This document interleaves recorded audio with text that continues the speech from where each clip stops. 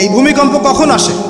আল্লাহ পাক বলছেন তার রাসূলের মাধ্যমে, যখন সমাজের মধ্যে পাপ বেড়ে যাবে, অশ্লীলতা বেড়ে যাবে, মানুষ মাদককে হালাল মনে করা শুরু করবে, জিনাকে হালাল মনে করা শুরু করবে, এবং এই যে বেপরদামি বেড়ে যাবে, তখন সমাজের মধ্যে ভূমিকম্প দেখা দিবে, ভূমিধস দেখা দিবে। গান বাজনা বাদ্যযন্ত্রকে মানুষ হালাল মনে করা শুরু করবে, তখন এগুলো আসবে। তো এগুলো কি আসার বাকি আছে? এখন কি মনে হচ্ছে? আল্লাহ পাক আমাদেরকে হেফাজত করুন, আমিন। বাঁচার উপায় কি? ওই যে বললাম, রব্বানা, বলেন আতিনা মিন লাদুনকা রাহমা ওয়া হাইয়্ লানা মিন আমরিনা রশাদা। এভাবেই ইতিহাস নিজেকে পুনরাবৃত্তি ঘটিয়েছে। কওমে লূত, মনে আছে? লূত আলাইহিস সালামের কওম, ইব্রাহিম আলাইহিস সালামের ভাতিজা ছিলেন লূত আলাইহিস সালাম।